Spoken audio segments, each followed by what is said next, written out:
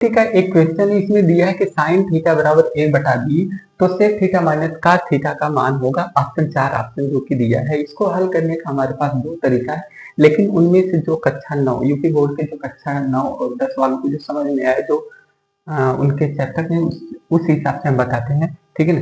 तो इसमें दिया है क्या कि जो थीटा का मान है 0 अंश से क्या होना चाहिए, बड़ा होना चाहिए, और 90 अंश से क्या होना चाहिए, कम होना चाहिए। तो चलिए इसमें दिया है क्या दिया है कि साइन थीटा बराबर a बटा बी, और साइन थीटा बराबर क्या होता है कि लंब बटा कर्ण होता है। और देखिए त्रिकोणमिति जो है कि समकोण त्रिभुज पर आधारित होता है। इसमें एक कोण क्या होता है, समकोण होता है, जिसका मान 90 अंश होता है। ठीक है ना। हम मान लेते हैं कि कोण क्या है, थीटा है। थीटा के सामने वाले भुजा को हम क्या कहते हैं, लंब कहते हैं। नीचे वाले को हर समय आधार, और जो बचता है उसे हम कर्ण कहते हैं। ठीक, तो इसमें देखिए अगर हम तुलना कराएं तो लंब कितना है, a दिया है, और कर्ण कितना दिया है, b दिया है। तो हमें क्या निकालना है, अभी आधार ज्ञात करना है। ठीक है ना। हम इसका मान रख देते हैं a b c। ठीक है ना। तो इसमें पाइथागोरस प्रमेय लगाएंगे, तो इसमें पाइथागोरस प्रमेय से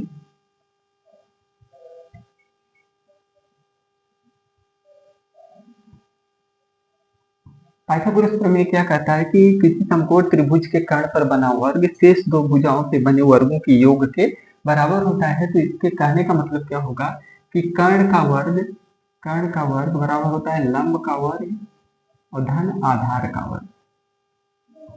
इससे हमें क्या निकाला है, आधार का मान निकाला है। तो आधार को इस तरह बनाने दें, उसके बाद लंब को पक्षांतर कर लें। तो आधार का वर्ग हो जाएगा कर्ण का वर्ग माइनस लंब का वर्ग। लंब को इस बगल भेज दिए, मान रखेंगे। तो कर्ण कितना है, b है, माने b का स्क्वायर माइनस a का स्क्वायर। अब हम आधार का मान निकालेंगे, वर्ग है तो वर्गमूल में बदल जाएगा। तो under root b square minus a square होगा।